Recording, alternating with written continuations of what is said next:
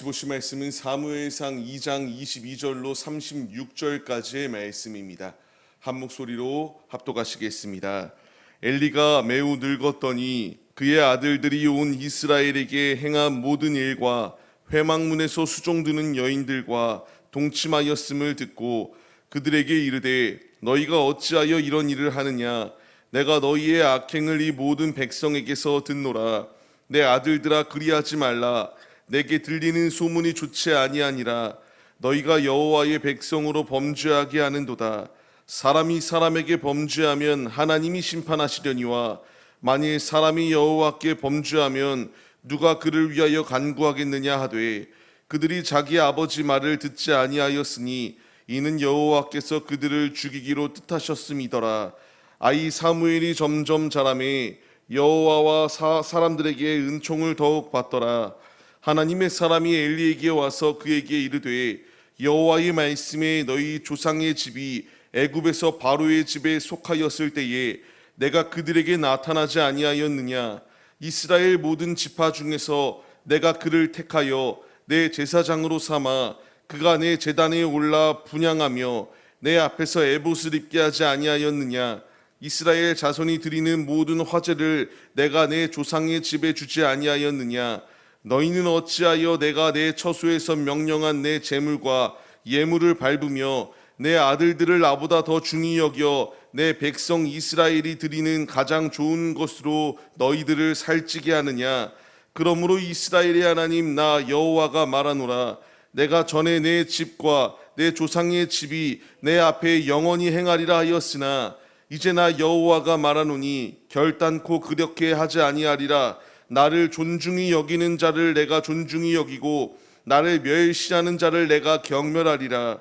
보라, 내가 내 팔과 내 조상의 집 팔을 끊어 내 집에 노인이 하나도 없게 하는 날이 이를지라. 이스라엘에게 모든 복을 내리는 중에 너는 내 처소의 환난을 볼 것이며 내 집에 영원토록 노인이 없을 것이며 내 제단에서 내가 끊어버리지 아니할 내 사람이 내 눈을 쇠잔하게 하고 내 마음을 슬프게 할 것이요 내 집에서 출산되는 모든 자가 젊어서 죽으리라. 내 두 아들 홈니와 비느하스가 한날에 죽으리니 그 둘이 당할 그 일이 내게 표징이 되리라. 내가 나를 위하여 충실한 제사장을 일으키리니 그 사람은 내 마음 내 뜻대로 행할 것이라. 내가 그를 위하여 견고한 집을 세우리니 그가 나의 기름 부음을 받은 자 앞에서 영구히 행하리라. 그리고 내 집에 남은 사람이 각기 와서 은 한 조각과 떡 한 덩어리를 위하여 그에게 엎드려 이르되 청하노니 내게 제사장의 직분 하나를 맡겨 내게 떡 조각을 먹게 하소서 하리라 하셨다 하니라. 아멘. 할렐루야. 오늘도 예배의 자리 가운데 모이신 성도님들 주님의 이름으로 환영하고 축복합니다. 오늘 같이 나눈 말씀의 제목은 하나님의 책망이라는 말씀의 제목 가운데서 은혜를 나누도록 하겠습니다. 우리는 하나님의 책망하심 가운데에 속히 귀를 열고 마음을 열고 주님께 뜻을 정하여 주님의 길을 걸어가는 믿음의 모습이 우리에게 있어야 됩니다. 책망하는 것은 싫어하기 때문에 책망하는 것이 아니라 사랑하기 때문에 바른 길을 가게 하기 위한 주님의 뜻이 있음을 우리가 기억해야 됩니다. 부모님들이 자식들을 바른 길을 가기 위하여 책망하는 것처럼 아버지께서 자녀들이 바른 길을 가게 하기 위하여 책망하시는 것, 이것을 나를 싫어해서 이와 같이 공격하는 것이다라는 모든 생각은 벗어버리고 오직 그 주의 음성에 귀를 기울여 돌이키기만 하면은 주님 안에서 죄사함의 은혜와 모든 그 화살 가운데서 지켜보호하여 주시는 주님의 놀라운 은혜가 있음을 우리에게 분명하게 말씀해 주십니다. 그런데 오늘 말씀에서 나오는 이 홈니와 비느하스 그리고 엘리, 이들은 그 길을 걸어가지 못하였습니다. 하나님의 뜻과 상관없는 삶을 살았던 것이 그들의 모습이에요. 오늘 말씀을 보시게 되면은 엘리가 매우 늙었다라고 말씀이 나옵니다. 그리고 그 아들들이 그 악한 행동들을 하는 것과 수종드는 여인들과 동침하였음을 들었다라고 이렇게 기록되어져요. 엘리가 매우 늙었다라고 말합니다. 단순하게 육신적으로 늙었다라는 것 정도가 아니라 영적으로 완전히 쇠잔해져서 하나님의 뜻을 분별하지 못하였던 것이 엘리 제사장의 모습이었습니다. 우리가 이 길을 걸어가지 않기 위하여 날마다 주님의 말씀을 묵상하고 주께 기도드리며 경건 생활과 영적인 생활을 하기 위하여 힘써야 되는 모습이 우리의 모습이 되어야 됩니다.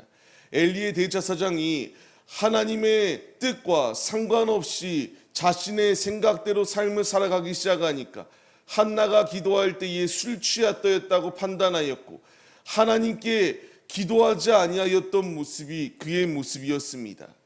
엘리가 이와 같이 늙음으로 말미암아 하나님의 뜻을 분별치 못합니다. 어느 정도로 분별치 못하였는가? 아들들이 이와 같이 악행을 펼친 소식을 자신이 먼저 듣고 자신이 그 문제를 이와 같이 해결하기 위하여 주님께 기도하며 아뢰었던 것이 아니라 이 악행들을 자신들의 그 이스라엘의 소리 가운데서 듣게 될 정도로 영적으로 완전히 무감각해지고 무뎌졌던 자들의 모습이 바로 이들의 모습이었다라는 것을 분명하게 말씀 속에서 우리에게 말해주고 있습니다. 이 악행의 모습들을 깨닫지 못합니다. 단순하게 엘리가 아들들을 지적하긴 하거든요. 근데 그 아들들을 지적하는 것이 하나님께 심판받을까 두려워서 이와 같이 책망하였던 것이 아니라 자신들의 결국 기득권을 위하여 이와 같이 행동하였습니다.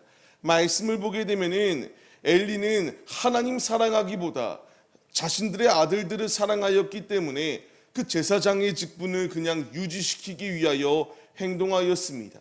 그에 대한 결과가 무엇인지 우리가 경각심을 가지고 바라봐야 됩니다. 25절 말씀을 보게 되면은 아들들은 그 아버지의 말을 듣지 않았습니다. 그리하여서 하나님께서 그들을 죽이기로 작정하셨다라고 이렇게 말씀이 기록되어져요. 하나님의 뜻과 상관없는 삶, 하나님의 책망을 무시하는 삶, 하나님을 부정하는 삶의 끝은 이와 같이 심판받고 멸망당할 수밖에 없다는 사실에 우리가 경각심을 가져야 마땅합니다. 홈리와 비느하스는 주님의 뜻과 상관이 없었습니다. 어제 말씀을 통하여 무엇라 기록되고 있습니까? 하나님을 알지 못하는 이들이 제사장이었다라고 이렇게 기록되어지고 있습니다. 하나님을 알지 못하고 하나님의 뜻을 무시하며 사는 이들은 심판당할 수밖에 없습니다. 근데 여기서 우리가 또 깨달아야 될 것이 무엇이냐면요, 아직 그들에게 심판이 임하지 않았습니다. 이 말은 즉 회개하고 돌이킬 수 있는 기회가 있었다는 것을 분명히 말씀해 주세요. 그러나 이들은 이와 같이 영적으로 완전히 무너져 있었던 자리 가운데 있었기 때문에 엘리를 필두로 하여서 자신들의 아들들은 깨닫지 못하였고 결국 멸망당할 수밖에 없는 자리 가운데 거하는 것이 그들의 모습이었다라고 말합니다. 대제사장이 해야 되는 일이 무엇입니까? 하나님이 하시는 말씀을 듣고 하나님께 예배드리는 자입니다. 그런데 엘리 제사장은 이 영적인 자리 가운데 완전히 무너져 있었기 때문에 하나님의 사람이 찾아올 수밖에 없었습니다. 사무엘은 점점 강성해지는데 엘리 가문은 완전히 무너질 수밖에 없었습니다.